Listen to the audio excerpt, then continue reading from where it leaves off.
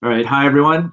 Just go ahead in the live chat window. Let me know when you can actually see my face, and then we'll go ahead. I'll give Bernie an introduction, and then we'll go ahead and get started with the presentation.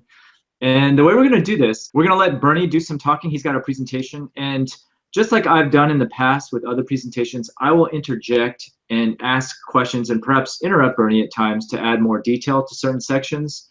But for the most part, at any time during the presentation, feel free to type your questions in the live chat, and I will field them and make sure that Bernie gets to them at the very end.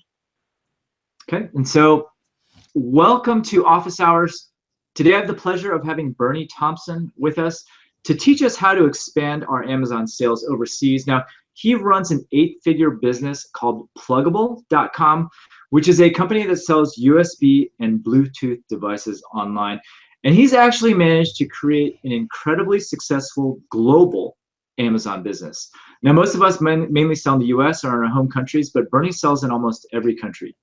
And what's cool is he's actually built all of his own tools as well to kind of manage his various Amazon businesses in all the different countries. And that business is called Efficient Era. So he runs two businesses, an e-commerce side called Pluggable and a tool side called Efficient Era. Now, I've actually started using some of his tools at Efficient Era to manage the feedback for my shop, and they're actually quite useful. And because I have very little experience with overseas selling, and a lot of you guys have been asking me questions about how to expand overseas to like Europe and that sort of thing, which are questions that frankly, I can't really answer. I decided to invite Bernie to teach us how he does it online. So Bernie, I'll let you take it over from here. Okay, great. Well, hi everybody. So glad to be able to talk with you. I want to make sure that you guys get the most out of this possible. As you know, we started our selling business Pluggable in 2009 and started selling internationally in 2011. So we've had about 6 years under our belt in dealing with all of the international issues.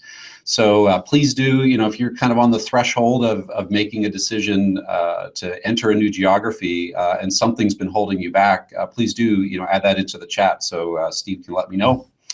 But I'm going to jump into the slides here and share the screen. Let me know if this is not working, Steve. Yes, it looks good. Sorry, I was muted and talking to myself apparently. Oh, okay, great. Okay, good. Well, I'm glad the slides are coming through. Yeah, slides look good. So we're actually, our electronics business is actually an 8-figure business. So it's a pretty substantial Amazon selling business. And I usually tell people that, in fact, we're not really an Amazon seller. We're actually an electronics company that happens to have really focused on Amazon right from our start.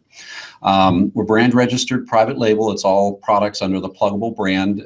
We actually really wanted the brand registry program to happen, and we're pushing Amazon to create something of the sort so we could better control our listings. And we were one of the first 3 companies in the brand registry program, which I think that was 2011 or 2012. And as Steve said, we actually had to develop a lot of tools to make ourselves successful as an electronics company selling on Amazon, and all of those tools are available now to all other sellers at efficientera.com. Basically, it got really expensive for us to have the big software development team to do those tools, and so we really need to amortize that cost and have the benefit go to more companies. So if you're the sort who's easily bored by a presentation, especially by maybe the not the most exciting speaker in the world like me, if you go to efficientera.com, you can kind of play around while I'm talking, although the talk is really more about selling internationally. We also wrote a book, and this is not just fluff. This is actually a pretty serious 230-page book of all of our kind of best advice for selling on Amazon. It's called Flywheels and Feedback Loops, and I'll end up kind of covering some aspects of that as we talk about things internationally. But that book's available on Amazon, both in print and Kindle form. And there's lots of other kind of video content, that you can look at if you just kind of Google around in YouTube on the Apple iTunes for podcasts where we've done interviews. So, for me at least, and I think for a lot of people, going more international is a lot about diversification. Anybody who sells on Amazon knows it's really risky. I mean, it's crazy when you look at one of our individual products, how much sales can rise or fall in any given like month-to-month period.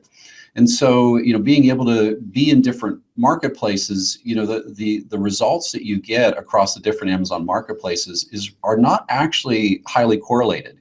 It's interesting. You can definitely have a product that is an absolute bomb in the US and then it just takes off like a rocket in Canada. And Amazon has made this just so much easier than it was in the past. In the US, we distribute also through Ingram Micro, which is a big electronics distributor. And boy, we've tried to get distribution in other countries of the world, and every country is its own Ingram Micro subsidiary with a different set of people. We can't get anyone's attention. The great thing about Amazon is, it's the same process in every geography, and there's no barriers, no gatekeepers to say no in any geography, so you can just go do it. Now, of course, there are a lot of difficulties, and we'll go through some of those. One of the really important reasons to diversify, in addition to all the other risks on Amazon, is that it's really hard to just have a winner on Amazon that you run with forever. And one of the big reasons, or one of the contributing factors to that, are the house brands like Amazon Basics. In our space, like electronics, we are constantly undergoing a process where products are new, they're exciting. We try to step in there with those products, but as they get commoditized, Amazon Basics basically takes that market away from the third-party sellers, at least to a significant degree. So we got to diversify.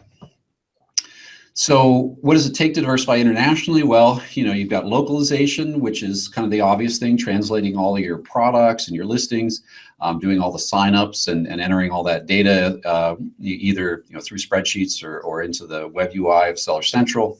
But then you've got the more kind of complex and non-Amazon issues like regulation and tax, and we'll talk a little bit about that stuff. So after 4 years of selling internationally, which this information is dated by about a year and a half, actually. So we started selling with UK in 2011, and then really we followed Amazon, and Amazon kind of in a quick succession launched foreign marketplaces from 2011 to 2013, and we got on all of them. Actually, since this slide was done, Mexico has launched, and we have never, even though Amazon has marketplaces, we have never launched on the Amazon marketplaces in India or China because of some regulatory barriers, which we did explore, and I'll talk about a little bit. But the interesting thing is the pie chart. So despite, or good or bad, about 15% of our sales of just the Amazon sales come from these international marketplaces. So, I think Pluggable is a company that is very mature in the United States. We're a relatively well-known brand for electronics, so we're not really leaving a lot of market share on the table in the US. Some other people might, see a different kind of ratio here.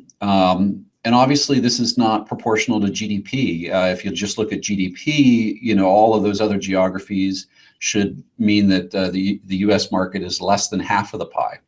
But this is the actual numbers of what we had seen as of a year and a half ago. It's gotten a little better since the slide was done. I think we're approaching now more like 80% US. And about 20% to the sum of all the non-US markets, mostly because we've been successful in growing Japan and Canada. Okay, so how to ensure success? So a couple tips, and if I'm not leaving you room to jump in here, Steve, just let me know. Oh, no. I don't have any qualms about interrupting you. Okay, so good. Yeah. Okay, so one interesting thing about the obvious thing, which is localized listings and support, was if any of you in the room or at your computers have received offers from Amazon for their help to launch in a new marketplace, very often they'll actually offer to translate your full catalog in order to get those ASINs over to that language. And we did that in a few cases, and we were surprised. It was really poor translations. I don't know how they were doing it, but it was barely above kind of Google Translate level.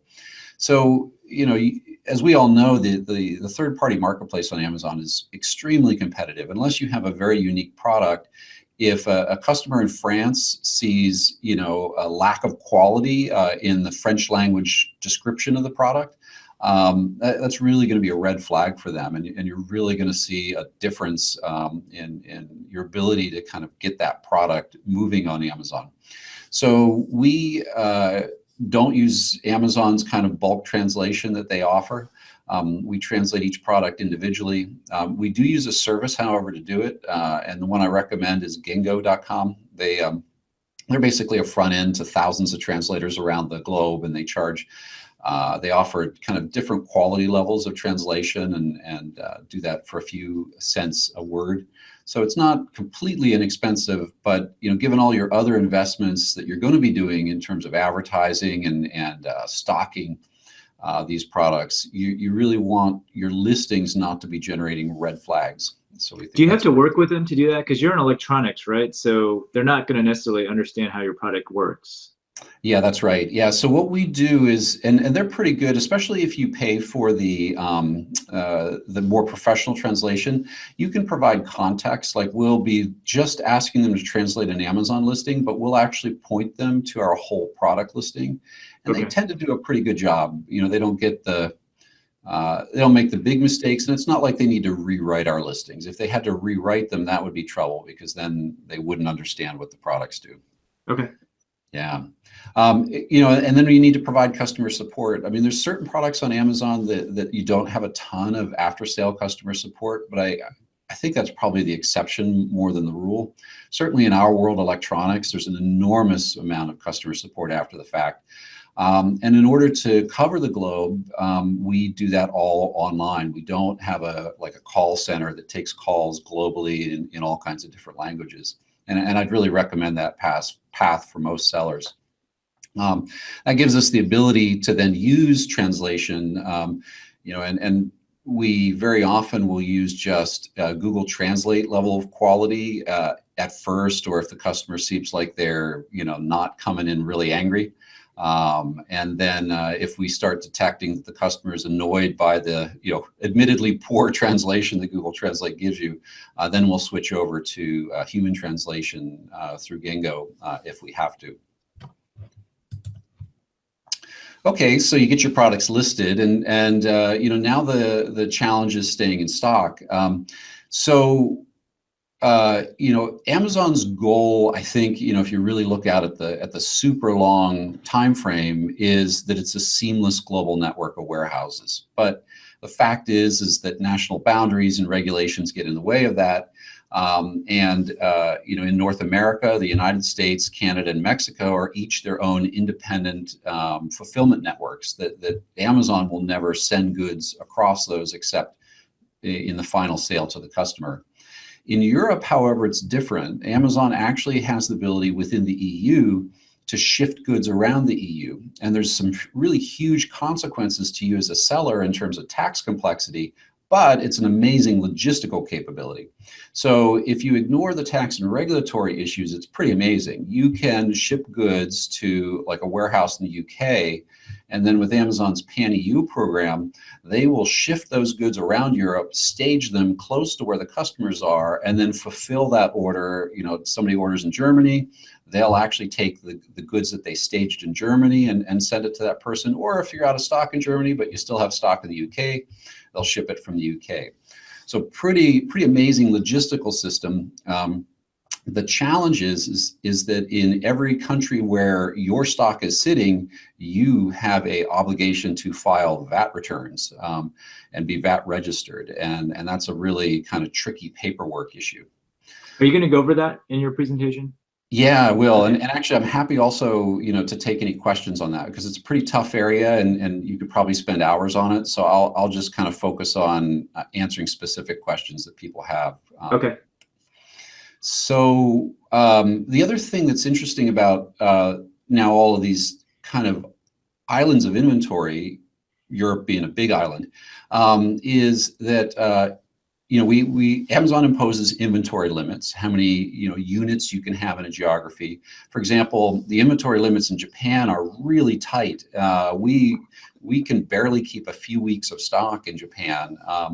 And then of course there's long-term storage fees, which limit you to 6 to 12 months of inventory in any geography, or else you face these kind of putative fees. And so you're kind of forced into an interesting situation with a lot of these geographies. For example, we are a pretty large seller, and yet we do not do sea shipments to any of these foreign geographies. We use DHL Express for all of them. And the reason why we do that is because we're really only able to keep a few weeks of inventory there. And so we have to send in relatively small batches. So that's Sorry, why are you only allowed to keep only a few weeks of inventory there? Well, you have the inventory limits, but then like the long-term storage fees are interesting. For example, there you have 6 to 12 months before the fees are imposed. However, because your sales are bouncing around so much, what looks like 2 months of inventory today on an ASIN, if I send in that 2 months, sales could easily drop in half or drop a third, and now suddenly that's actually 6 months of inventory. So it's very difficult, given the dynamic nature of the market, to predictably stay kind of within the long-term storage fee limits. And then any inventory that's stuck there counts against your inventory limits, and then that can put you in a situation which we've been in a lot of geographies, including Japan, where we've got stuff that's not moving, consuming our inventory slots, and we're having to squeeze our fast movers in with lots of small shipments to fill that last little bit of the inventory that we're allowed to hold there. Okay. So quite tricky. And then the other kind of interesting aspect of this is, where's your warehouse hub? If you're a seller that is, located in mainland China, you can probably have your warehouse hub there. If you're not a mainland China company, you probably have your warehouse hub in your main market, and that's how it is for us. So we have our warehouse hub that serves all of these geographies actually in the US. Amazon actually offers a lot of smaller kind of options other than just simply going across all of Europe. One of the ones that we used, and in fact still are really primarily reliant on, is the UK export program.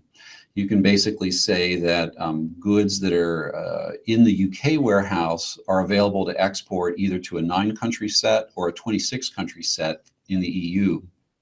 And you can actually create listings in Germany, France, Spain, and Italy that then are fulfilled from that UK inventory. And that's a great way, and in fact, it's the way I'd recommend to start always in Europe, to be able to get that geographic coverage without having to immediately have this really large tax and regulatory burden of complying with VAT in all those countries. This is an Amazon program? Sorry. Yes, this is an Amazon program. That's right. Okay. Yep. You can export. Okay. Yep. And we'll talk a little bit more about the tax stuff before we get to the questions. So, okay, so we covered, kind of listing and inventory. So, as we all know, you list a product on Amazon, it'll just kind of sit there at the bottom of a pile of thousands of other products, even if it's the best product in the world at the best price. So some sort of strategy of spinning up the flywheel is essential. And I think for probably for all of us, this is easier to think about in our home market, in our home language. And so going international, introduces challenges. Obviously, the obvious thing, if you happen to be, and everybody is to some degree focused on the United States, is at least replicate your ad strategy in the US, in Canada and the UK, and at least get those geographies going that way. And when I'm talking about ads here, I'm focusing on Amazon sponsored product ads, the sort that you are creating through Seller Central. We find that there's a lot of other options for ads, but we find that those are really the ones that we would recommend as the kind of starting point because of their effectiveness. Now, what do you do about the non-English geographies? Well, it's tough because, as you know, with ads, you really have to be precise about kind of how you bid and spend your money to make sure you're spending it on the most effective keywords possible. And a lot of people who do AdWords consulting kind of recommend a little bit of a mindless process of starting with auto campaigns, where Amazon basically shotguns keywords at your product, and you discover over time which keywords are good converting keywords. We really think that's a terrible strategy if you know what you're doing and you know your products and you know what people are searching for. So probably in your native language, that's a really bad strategy. However, it can be a good strategy for foreign languages. You may have a few things, the keywords that are just right in your listing that you do as manual campaigns, but you may rely on an auto campaign to basically discover all the keywords you didn't think of when you were getting the translation of the listing or when you were writing the listing. All of this is really important because, Amazon is just a gigantic statistics machine in a sense. We've used the word flywheel a bunch of times here in the presentation, but basically what that is, Amazon is looking at all the statistics about your product. How many people are coming to the ASIN? Of the people that come to the ASIN, how many people are, clicking on the buy box? Of the people that are clicking on the buy box and buy the product, how many are, getting a good review and or submitting a good review? And so what you want to demonstrate to Amazon with your ads is that you've got a high converting product, that when people come to that ASIN, it's the product they want and they buy it and they're happy. And so bad keywords actually hurt your metrics with Amazon and actually can have a negative impact on Amazon's perception of your ASIN and how they rank you in organic search. So really, sponsored products is an exercise in training yourselves to some degree, and then Amazon to a great degree, on what are the words that when people are searching for them, your product is the one they want. And if you can prove that to Amazon, they will gladly continue showing your product in organic search for those same keywords. And there you've spun the flywheel and you've got this kind of self-reinforcing effect. So it's really important to, not just list in foreign markets and let those listings sit there, but actually to do all the same kind of advertising and pushing energy at that ASIN that you do for your main market. Okay, so we mentioned the tax and regulatory. Let me run through a few of the potential challenges in each country, and then we'll talk about specific countries later. Okay, some countries require that you actually set up a corporation in that country or in that geographic region, like the EU. Some countries do not require an incorporation. However, they do require an in-country representative who basically is kind of the butt on the line for tax filings there. And if there's any issues, they're going to kind of go after that representative. Then some countries require a bank account and some don't, so that you can just use Amazon's currency conversion service and just have all the money dropped into your US bank account. Most of the geographies that we're on, in fact, all the geographies that we're on, allow that, but it's not a given. It's one of the reasons why we're not, for example, in China. Per product certifications required. There in the US, there are kind of per product category regulations, but they're generally fairly light and loose. In Europe, you've got stronger regulations around a lot of different kinds of products. In Mexico, this is a really huge issue. It's basically a trade barrier with Mexico, where products require a NOM certification in many categories. So that's another thing to look out for. And then the last one is the one that's probably most common. It's actually common to all of the foreign geographies, is that there's some sort of VAT or sales tax or consumption tax. And because Amazon is just providing a gateway for you to sell there, you're actually the seller of record. You have to get involved with that tax collection and tax filing. And that's probably the most complicated part of any of the individual geographies. So, and then once you're selling and you're selling successfully, and now you need to do, kind of give all the love and attention that you do, in your main market, including tracking reviews. So, you want to be able to, if you can, treat negative reviews as a customer service incident and try to turn those around. And you want to try to encourage positive reviews if you can. And so all the kind of tools and strategies that you might use to do that need to be able to work in all the Amazon geographies and need to be localized so that when you're sending out, for example, a post-order email, and that email is going out to somebody in Germany, you want that to go out in German, of course. So, so because we've been an international seller the whole time, for example, our tools are localized in this way and cover all these geographies and give you those options to have a different German email from a French email, etc.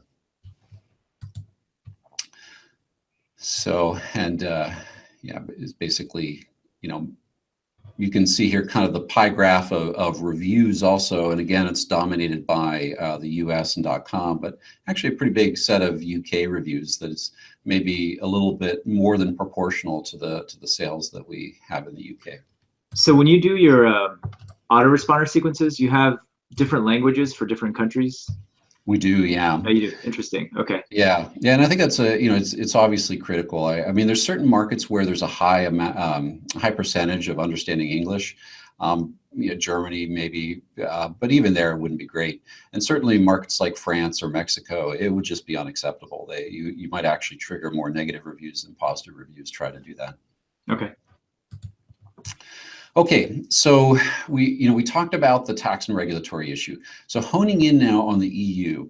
So the good and bad of the EU is they have a common market with a whole bunch of commonality. They've tried to normalize their systems and have all these 26 countries or more in Europe behave in roughly the same way.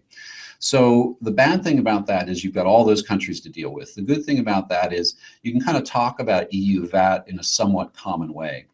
And in fact, this has been really hard for a lot of years, but it's getting a little better now. And what I'd recommend for anybody who's starting now and looking at Europe is Amazon basically has gotten in trouble with the European governments in terms of VAT compliance and VAT compliance of the sellers in their marketplace. And they're starting to do a lot more to help you. And one of those things is currently a beta, so I can't talk about it too much, but they're basically going to be offering a service provider who they work with closely, who will be able to help you register for VAT in one or many European geographies, and kind of in a somewhat automated fashion, take all your sales reports and turn those into tax filings. And Avalara is actually really nice because they also will allow you to keep an escrow account with them, which is basically a bank account where they pay the taxes out of your account, out of your money, without you having to be involved.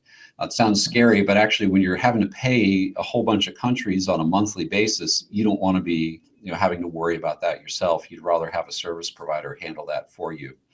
The costs of both KPMG and Avalara, which are different options that Amazon's been working on, are roughly $10,000 a year kind of baseline. And then there's a lot of other costs that kind of might, of setup and of your time. The setup is very kind of country specific, and you've got to give them a lot of documentation. If there's an audit, it's kind of unavoidable that the business owner gets pulled into that. So kind of baseline, it's just money. It's just $10,000 a year for 7 countries. We didn't do 7 countries all at once. We just started with the UK, and then in Europe, you can actually begin selling in any geography, and you only have to get VAT registered when you cross what's called a distance selling threshold. And many of the countries are at the 30 or 35,000 euro threshold. So you can register in the UK, ship to the UK, and then sell it in all of Europe as long as your scale remains small. But then, like in our case, we've actually passed those thresholds, so we've had to get registered in several countries, and so we're kind of into this full complexity. So let me just kind of summarize what you just said. So it sounds like you need 10K to be able to sell overseas and have someone else handle all the regulatory stuff. Is that accurate? And that's 10K per year. So Per year. yeah, Okay. you need to be able to have a business plan where you can, I think the right way of saying this is if you want to immediately go all in with Europe, if you want to do the Pan-EU program where Amazon is moving your goods all around Europe, you need to have a business plan that gets you to $10,000 in profit on those sales quickly. You'll be losing money until you get there. Or you can, for now, kind of say no to Amazon's Pan-EU options and say no to some of these providers like Avalara or KPMG, or just engage them in a smaller scale and just do the UK. And that's how we started. And actually, I would recommend that path for most sellers, unless you really have a very large selling business outside the EU and you think you can kind of come in there big and fast. I'd recommend kind of stepping through this rather than going all in. How does the you said there was a UK export program? How does that fit into all of this? Yeah, so the UK export program is how we actually get goods to the other countries when we're only VAT registered in the UK. So I see. Okay. Yeah, so it has nothing to do with VAT registration then. Not directly, no. Okay. So if you only wanted to sell in the UK, how much? What would be the barriers? Like, what would you need to do? So you need to get VAT registered in the UK in order to send any goods to an Amazon warehouse. You need to get both a VAT registration and a number called an EORI number, which is a European Import of Record number. That's gonna, it's not too bad. The UK is one of the countries that doesn't have any requirement that you have a UK company. You don't even need to have a UK bank account. You can register with what they call a non-entity taxable person, an NETP. And that'd be the route I'd recommend going. And that will probably cost you, maybe $500 to $1,000 a year for just that one country. Okay. But then you can export at will into the UK. You'll be filing UK VAT returns there, declaring the tax you paid on import, which you're going to be paying, and declaring all of your sales and all the goods that got exported to other countries. And you're going to want accounting help to do that. So I don't mean to imply that you wouldn't use KPMG or Avalara or somebody like that. You will want to do that. You're not going to want to do this kind of by yourself. Okay. As a good example of that, one of our competitors is a company called Anchor, a very successful electronics company. Last year, the UK government slapped them with over $1 million fine in back VAT taxes because they had been doing a bunch of things wrong of some sort. And so, that's very scary. One of the characteristics of VAT is, I haven't talked about VAT rates, but the VAT in the UK is 20%. Most of our margins are below 20%. So if you kind of make a mistake with tax, that mistake is most of the time going to be larger than your profit margin on the product. So this is kind of scary stuff where you have to do it right in order to not be accumulating huge risks in your business. Is there a service that you can just pay to have them set everything up? Because right now, to me at least, it sounds very intimidating. Yeah, I think the right way to do it is really to try to get, especially if you're an existing seller, get an Amazon account manager to kind of get you hooked up with an account manager in, let's say, the UK, and then kind of get their introduction to either Avalara or KPMG and use one of those. When we started selling in the UK, these relationships were not in place, and we actually still to this day use a small VAT service provider called Cosmopolite. But today Amazon has put better programs in place with these two larger tax companies, tax and accounting companies. I'd probably recommend going that way. Okay, yeah, it sounds like the most painless decision is to just tell yourself, I'm going to be paying this amount of money every year, and go with one of these companies, right? Absolutely. This is not something you want to do yourself unless you just absolutely love tax and accounting. Okay. You can probably make more money not as an Amazon seller, but as a tax accountant. So yeah, don't want to do that. Okay. So, this is kind of summarizing some of the things I said earlier. So anything here that I didn't I think I covered most of this. Amazon in the past, that fifth bullet down, in the name of we're not an accountant, Amazon hasn't communicated this risk clearly. And that's really true in the past, but actually they're getting quite a bit better now. And there's a lot of good guidance on the Amazon site. Actually, to tell you the real reason why that is, it's because the UK government in particular, and I think this may be true of some other of the governments in Europe, have actually passed a law that says that Amazon is jointly responsible for any failures of any sellers on the platform to do VAT correctly. So now Amazon has skin in the game. They're liable if you screw up. So that's actually gotten them really motivated, and they've been doing a lot in the last year to make this easier for sellers and to provide service providers like that Avalara relationship. In terms of pricing, do you just add the VAT tax on top of the cost of your goods in the US? Yeah, and it's a little too complicated to go into the calculation of a VAT tax, but basically, if you're like us and you really kind of need to map your costs out to every penny, your prices in Europe are going to be quite a bit higher because you've got all the extra shipping costs, especially if, like us, you're kind of sending in small batches via air shipments. And then, yeah, the VAT price, in one characteristic of VAT that's different than the US sales tax is kind of by law, it's hidden from the consumers. You have to include the VAT tax in the price of the product. It's not a separate line sales tax item like it is here in the US. So yeah, you include all of these costs in, including that like in the UK, that 20% tax. Okay. Okay. Okay, so what are our experience in some of the different geographies? So we launched in Canada in 2012. Canada also has its own tax regime that is at a national level and at a provincial level, which is somewhat equivalent to the US. US does not have any kind of tax at the national level for imported goods other than customs duties. But we do have state sales taxes, so it's somewhat equivalent to that. Interestingly, the Canadian government is okay with you just paying the federal tax on import and then not filing any additional tax returns in Canada. However, you still need to get a tax registration with Canada. Amazon will help you do that, and Amazon will also kind of point you to the shipping companies who can also play a role in helping you do that.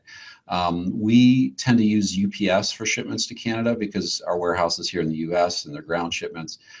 So UPS was one of the ones that kind of helped us get our tax ID in Canada and get an ability to send large shipments into Canada. So to summarize then, for Canada, you don't need anything special, it sounds like, and you should talk to your Amazon rep who should help you get set up there. Yeah, and because it's a one-time setup to get a tax ID, and it's not an ongoing filing obligation, it's a much simpler case than Europe. Okay. Okay, and then UK we launched in 2011. I went over most of this. When we're shipping in with DHL, and DHL is actually paying the UK government the 20% of wholesale value at the time of import. And then, that creates complexity where we need to pass those DHL reports on to our tax accountants so that they will, use those numbers and credit us for tax already paid when we, do our tax returns. There used to be an old problem with sellers importing under Amazon's VAT ID, and then Amazon was actually paying the import VAT for sellers, which was crazy. And there was actually also a flip side screw up at one point back in the old days, where the sellers were actually paying VAT tax on behalf of Amazon. So it's kind of weird because you've got all this paperwork flying around, and this paperwork represents real money. And if people make mistakes, again, with a 20% tax and that being more than your profit margin, mistakes can be very expensive. You don't want to be paying Amazon's taxes on their behalf. Experiences with Germany. We launched Germany a little later in 2013. So the PE term here, so when you have to have a corporation in country, Europe calls that permanent establishment. So you do not need to do that for Germany, but you do need to have a fiscal representative, somebody who is kind of the butt on the line for the German government to contact. And so, like in our case, we have Cosmopolite, who's our VAT tax and accounting firm, and then they contract with a fiscal representative in Germany to actually have their name be on our German tax returns, so the German government has somebody to contact. Germany's one of the stricter of the European countries. While a lot of the system is common, Germany imposes a couple, some additional rules. Interestingly, I'm not going to get too much into VAT invoicing, but this has been a very hard aspect of it, that you have to provide VAT invoices in Europe to customers when they ask. Amazon is actually going to be providing that service here in the coming year, and Efficient Era has it in the interim. So that's something that you can completely automate away by either getting on the Amazon program early or using Efficient Era in the time being. Just to mention a kind of a funny trip up. So the German tax authority's bank account, when a foreign deposit comes in, the German government's own bank deducts 15 euros from the transaction. Well, then the German government flags that as, hey, you paid us 15 euros short. You owe us money, and then they impose a fine on top of that. So just a funny little detail that we always have to take whatever we owe the German government and add 15 euros every time when we do our bank transfer to them, or else we have a kind of a cascade of contacts from them saying we didn't pay them enough money. So how is Germany different? Does that, if we go with like Avalara and KPMG, does that cover Germany as well? Yes, they're capable of it. Yeah. Okay. And at this point, Amazon, as part of getting better about this, Amazon has been improving their MWS, their backend reports, to provide all of the information that a service provider like that might need to cover all the geographies. So yeah, so kind of between Amazon's improvements and then, somebody who's connected with them like KPMG and Avalara, yes, they can cover all these geographies. Because I had heard that Germany is by far the largest Amazon market. Is that outside overseas? of the US? Yeah, and it's not for us. For us, the UK is larger, and then Germany comes next. But I think in terms of GDP, that's true. And it may be just that we're not capturing as high a percent of the German Amazon market as some people are. Okay. And then the last challenge is is if you're taking the advantage of, one of the things that Amazon offers is this ability to do currency conversion and have all of your sales, including all of your sales in Europe, just drop in your US bank account. And that's great from a lot of perspectives. If you're a US company, you have some pretty heavy duty reporting requirements. If you have foreign bank accounts, tax reporting requirements, you can avoid that by just only having a US bank account. But no matter what, you probably have to account for all of your sales globally in US dollars in order to file a US tax return. So one of the challenges is taking all of these reports from Amazon that have transactions in all these other currencies and then reporting them in dollars. And there are solutions for it. The simplest solution, although it's not perfectly correct, but it's still probably the most realistic one, is you basically just take all the 1099s from all the Amazon geographies and just use those as the top line, in your tax return. And then you take the difference between that and the amount that actually kind of hits your bank account from all those geographies, and just call that one big Amazon fee, and you don't try to break it down at all. Now, to really do the tax correctly, it's more complicated than that, but very few sellers are able to kind of do that more complex accounting. And we do it for ourselves, but we don't currently offer that as one of the Efficient Era services, just because want to, if you're going to do accounting, you want to get it right. And so this sounds like You just need an accountant. You Right. do, but you're going to have to help them. You know, there's Okay. no accountant that you're going to get anywhere here in the U.S. who is going to. Most accountants in the U.S. are going to look at this and go, "Oh man," you know, unless you get a big time accountant like a KPMG to do your accounting too.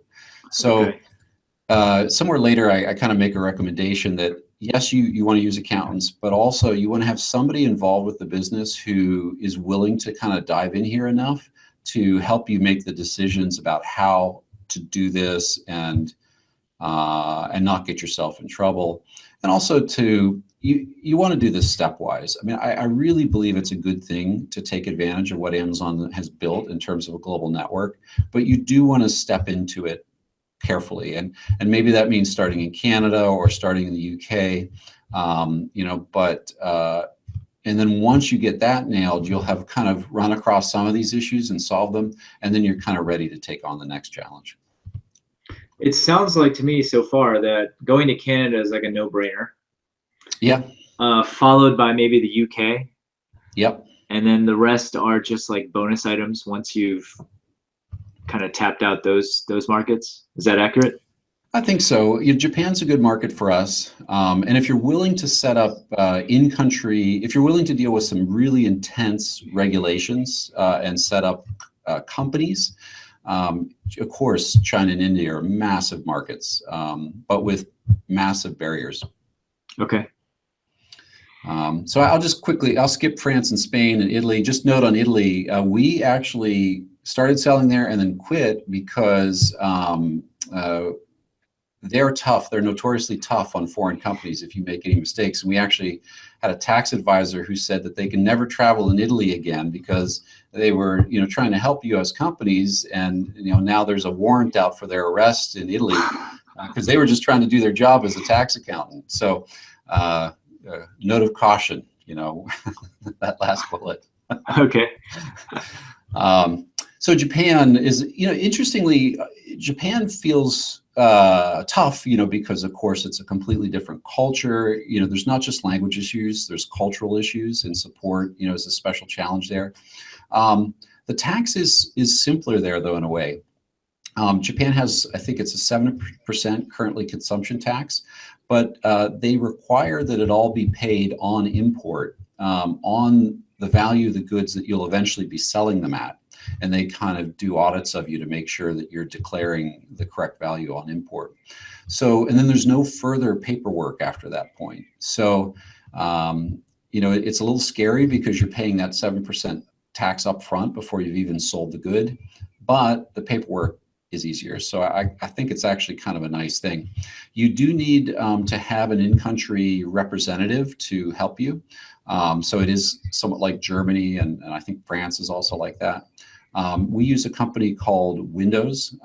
If you talk to the Amazon account managers for Japan, they'll point you at 2 or 3 options for that kind of in-country representative for Japan. Okay. Mexico, lots of barriers. Horrible kind of experience so far. The Amazon is super motivated to get Mexico off the ground, and so far it's been really tough, lots of barriers. So I'll kind of leave it at that because it's just so complicated. Okay. So recommendations, you know, I think what you said, Steve, there about starting with Canada actually may be an even better recommendation than what I put here. But yeah, I said start with Amazon.co.uk because it, you know, as a market itself, it's good, and then it can be a gateway to, you know, hitting the rest of Europe. You know, we're electronics. There are some regulations around electronics, but some other categories are just tough. You know, if you're in the food and supplements category, there are so many, you know, national specific regulations. In many cases, you pretty much have to source the goods in the country you're selling them. So, you know, there's a lot of, be aware of your own category specific issues. You know, that thing about if you only rely on service providers and you don't know what's happening here, it's very hard to make good risk decisions about what geographies to go into, when you're ready to go into them. So I think it really helps to have somebody involved with the business who's willing to at least do kind of surface level research and analysis here. And then lastly, know your tolerance for gray areas. You know, we sold in Europe starting in 2011, and one of the reasons why we did not really capture a lot of market share is because we were complying with VAT laws all along. We were probably, I don't know, within only maybe 20 or 30% of Amazon sellers, I think, were complying with the VAT laws.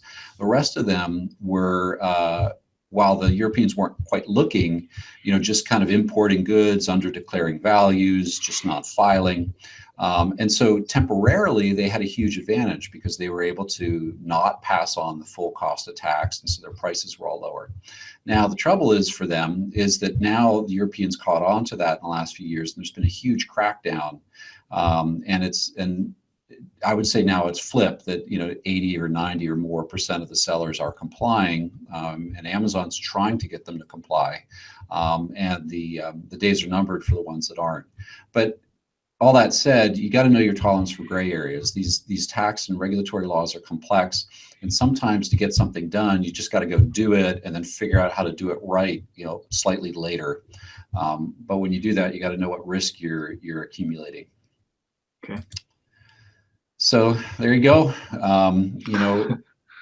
Diversification is the pro, complexity and kind of work is the con. But at least for us, we're really glad that we took all this effort to be on all these different Amazon geographies, because it's really opened up a lot of sales, a lot of markets for us, and taken that oxygen away from our competitors. All right, so are you ready for questions, Bernie? I am, yep. All right, so here's one. Amazon is always sending me the email, these products are eligible to sell in Canada or other marketplaces, and then when I go to that link, they say it's not eligible. How do I know if an item is able to be sold internationally? Okay, so I'm gonna try to switch out of the screen sharing here. I don't know how to do that. Let's see. I think it's in the toolbox, that blue. There we go. Yeah, there you go. Okay. Okay, so I think that they send out those invitations just in a blanket way before they've done kind of a per product or even a category analysis. I mean, there's certain teams at Amazon, the teams that are specific to a geography, they are basically metriced on how many selling accounts they can get into that geography and how many ASINs they can get into that geography. So that's been the mode of operation, is that they start with a kind of a pitch that is, hey, bring your whole catalog over, it's easy, just do it. And then, like a lot of these nasty tax and accounting issues, they don't mention it, or it's in the fine print. So I don't know quite what to recommend, because Amazon has gotten better about this in Europe, but in a lot of the other geographies, they haven't yet. I think it's basically, to get back to that, whoever that was that you pitched you, and say, hey, I'm interested, but I've got a few questions. And basically maybe take a little bit about what you heard here today in the class and ask a few of those questions about how are you going to handle this? How do you help us with that? And figure out what really is realistic. And chances are you probably only want to take a few products at first, to try out that geography and to try out all your shipping processes and other things. So, and just be selective in how you test that market. A question here is, when is the right time to even consider expanding? Like, did you guys do it right away, or did you wait until you tapped out the US first? Because it sounds like it's quite a bit of effort. Maybe Canada isn't, but certainly going to the UK sounds like a pretty big effort. Yeah, I think, there's a couple different ways to look at it. I mean, one is, if you've got products that are leaders in their categories, and you're not selling on the foreign geographies, you are leaving oxygen for your competitors to grow and get strong, right? Even if you're able to kind of like beat your competitors off here on Amazon.com, if they start kind of growing their own competitive ASINs in Canada and UK and Japan and all these other places, then it's going to be hard for you to ever go there later because they got in before you. So there's a little bit of a competitive picture.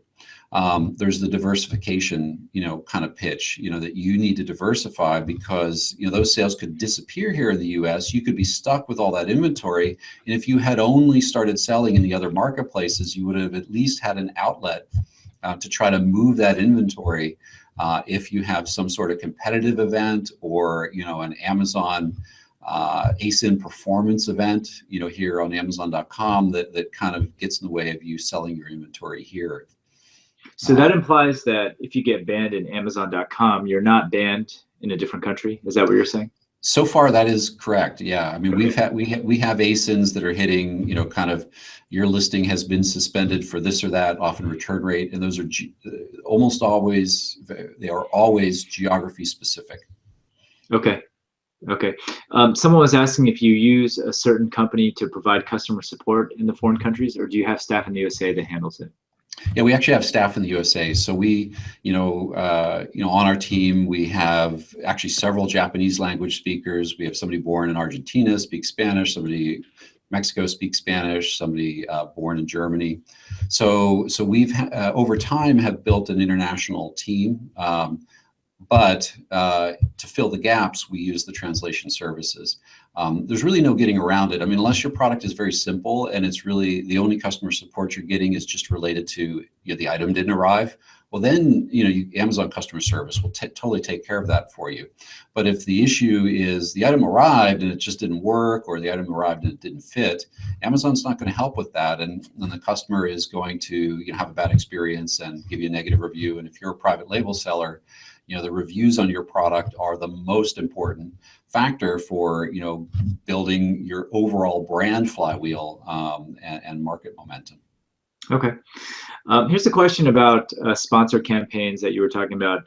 The question is, if bad keywords hurt your ASIN, the auto campaigns tend to throw up some silly suggestions all the time. So are the auto keywords provided by Amazon kind of exempt from the algorithm? Our belief and I don't have a definitive answer to that question, but our belief is that the auto campaigns do have some amount of negative effect on you because they don't ignore that. That in fact, they treat those as those views that don't convert contribute to your overall conversion rating for that ASIN, and a lower converting ASIN is not going to get as good a search position as a high converting ASIN. So that's why, our advice, it actually runs counter to some of the, actually more and more of the consultants in AdWords, I think, are aligning with the view we have, which is, if you know your products well and you know what people are searching for, you want to start with non-auto campaigns, manual campaigns that are those core keywords, and then just slowly expand and look for surrounding keywords and searches you missed, rather than the shotgun approach of starting with an auto campaign. Interesting. Okay, so you're anti-auto campaign if you already know what keywords convert. Yeah. And you're just, so I know for me, like the way I run an AdWords campaign as opposed to a sponsored Amazon sponsored campaign is I use like modified broad match as my exploratory mission. So it's like a controlled exploration. Is that what you kind of advise also on sponsored? Absolutely. That's exactly it. We use phrase match and then go into the SP Mega Report and the SP Performance Report in MWS, and then look for those phrase matches, what kind of other combinations, because the phrase match will give you any match where those words are in any position, even with other words in between. And then we try to convert those into exact match campaigns over time as we see the exact phrases that people are searching for. Okay. All right. Is there a website like LegalZoom for EU which makes setting up a corporation easier? And how do you do it? So, interestingly, I actually went into the UK government site, just kind of created an account and logged in and did it myself, just straight from the UK site, because, I speak English. And so, but no, there is not really a LegalZoom for what you need to be an Amazon seller. So that KPMG or that Avalara route, where they have a relationship with Amazon and they both understand the in-country laws and they understand what selling on Amazon, that's the way to go. Okay. And this is kind of a broad question. I'm not sure if you're gonna be able to answer this, but at what margin is the international marketplaces worth all the negative issues and hassle that you were specifying? Like, are your margins actually better over there? No, they're the same, because we do fixed margin pricing. So our prices are higher over there, but our margin is the same. I see. So now I think that's the way to look at it. In the end, you can't price at the same price globally. I mean, if the UK is doing 20% tax, Germany's doing 19%, Japan's doing 7%, Mexico's doing 17%, and the US is doing, 0 if you don't count state sales tax. You can't price the same price globally. So you have to factor these costs in and adjust your prices accordingly. Okay. Does everyone get assigned an Amazon account manager? Do you have to have a certain sales level in order to get assigned one? Because you mentioned, yeah, okay. So there is a selling level where you may get offers to get an account manager. Amazon now has some programs where you can pay for some account support that they've at least done betas of. But when I've said account manager in the context of this international selling, it's actually not those guys, because actually a lot of times those guys actually don't know international. It's when you get a query from an Amazon team saying, hey, come sell in Mexico. That's your opportunity kind of to reach out to that person who's motivated, to get your account over and engage their help. The trouble is, and this is true even for us, as a big seller, is they tend to disappear once they've got your business over to that geography. And I mean, frankly, we don't have account management really in Europe. So if we have any questions, we're just coming through like everybody else with a Seller Central ticket, kind of post setup. Even at your volumes, that's crazy. Okay. Yeah. Whereas in the US, we have quite a bit of kind of help. Okay. This one student just went on to Amazon Canada, did a search, and saw her product listed, even though they only sell on Amazon USA. Why is that the case? So what's happening there, and that totally happened to us too, is that you actually have people doing geographic arbitrage. They are actually listing that product on Canada. I don't know if there's a kind of a dialogue you can have with that person, but probably that price is significantly higher than the US price. So basically somebody has copied their US listing into Canada. They've listed it at a price where they can actually buy the product in the US, ship it to Canada, and ship it to that customer and make some money on that arbitrage. Okay, that makes sense. If you're listening to that answer, just if you wouldn't mind the live chat, just confirming that the price is indeed higher, that'd be great.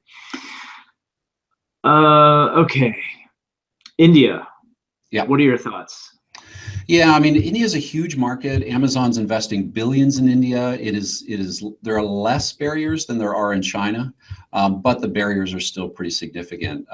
For us, the main barrier was that you have to have an Indian corporation, and that Indian corporation needs a resident director who that role has a lot of kind of legal burdens on it. So you can't just get a law firm to do it. They won't do it. You've really got to have somebody that you're paying a substantial amount of money to be your resident director in India.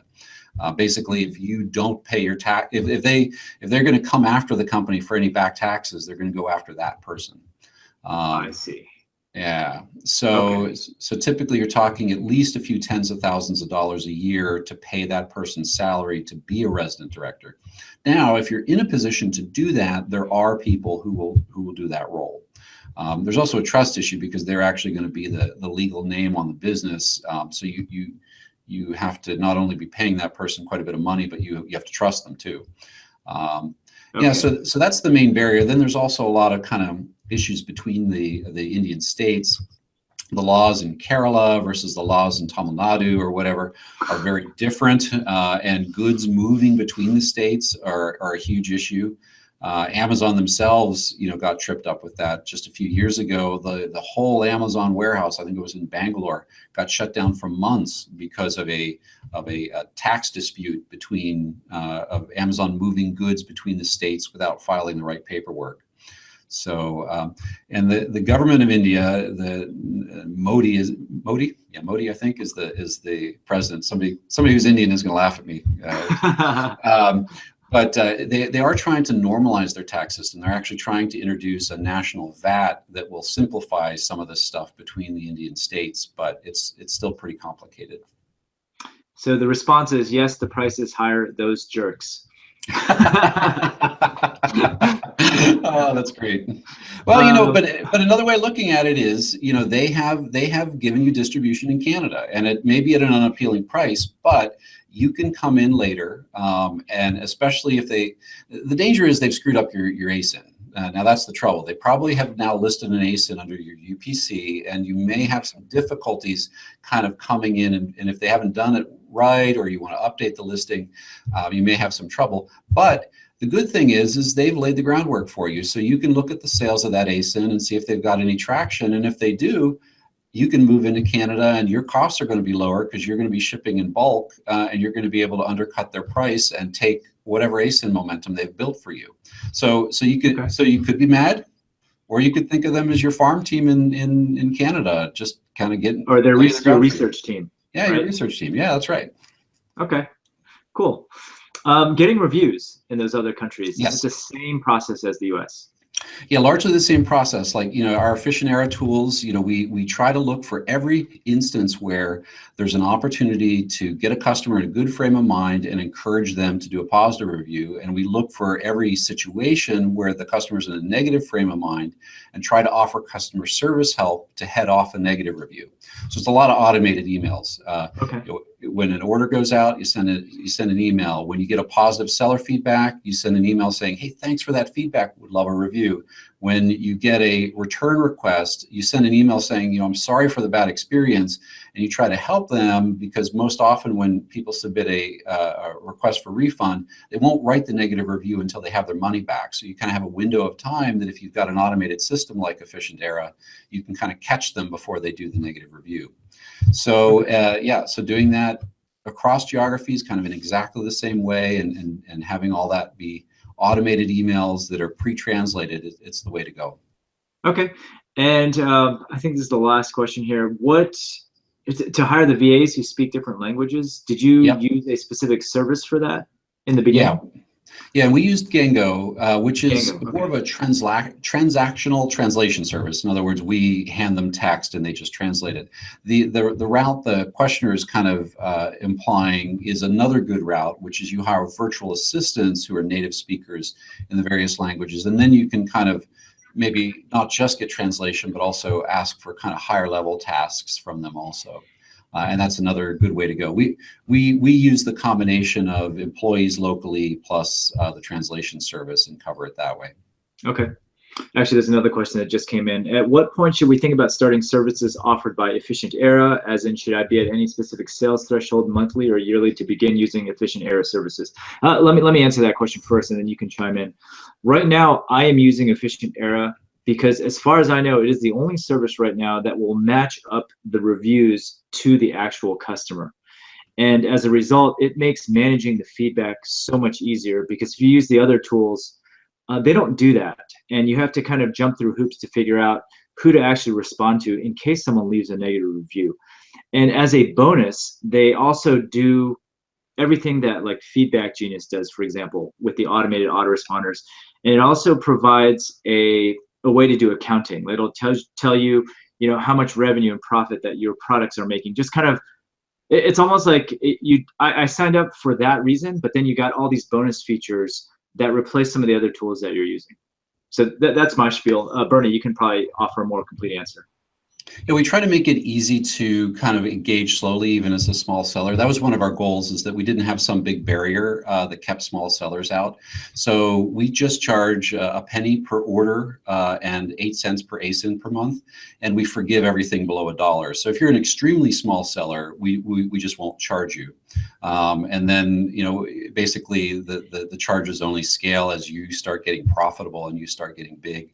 We also have a 60-day free trial. So it's kind of hard to understand all these tools and really see them working and see the value from them.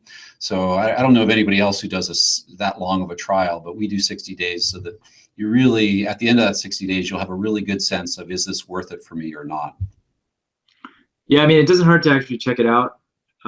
Go sign up for it. And if anything, the review matching in itself is worth it on its own, in my opinion, to manage negative reviews. Okay, another question just came in.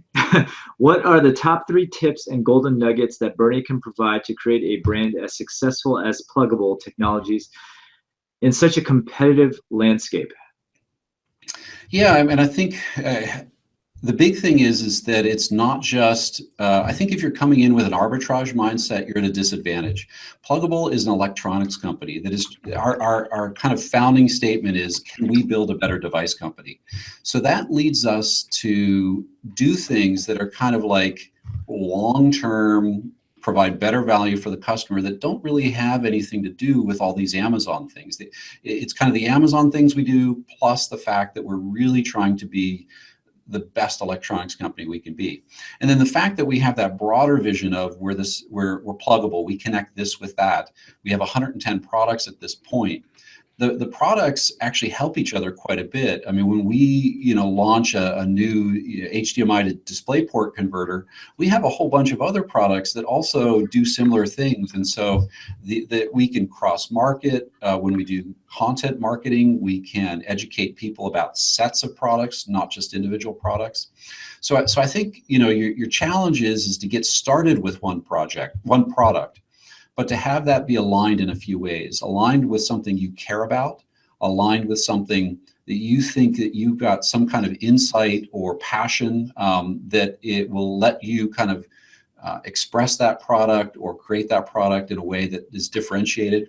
And then that product is part of a larger vision, that if you can get some traction with that product and get going, you know where you're going to go in terms of a broader brand, where the brand kind of starts helping itself and producing kind of cross benefits across your whole product line. And we're very lucky at this point that with so many products, 110 products, and 8,000 YouTube subscribers and all this stuff. I mean, when we launch something new, we can get the word out, and that's something that it took several years for us to build up to where we could get to that point. Let's answer the question. Okay, some people just had questions about your business. Do you resell your products to anyone else, or are you the only one selling your products? Yeah, so we actually distribute widely. The electronics kind of has a standard distribution chain. So we use Ingram Micro, and anybody can buy off of Ingram Micro, like Best Buy or Fry's or any corporate or government client. We also sell. We try hard to diversify away from Amazon. So we sell on Walmart, we sell on Newegg, we sell on eBay. So the products are widely available, not just on Amazon. Okay, I think what he meant was, do you let anyone else sell your stuff under their own brand or anything like that?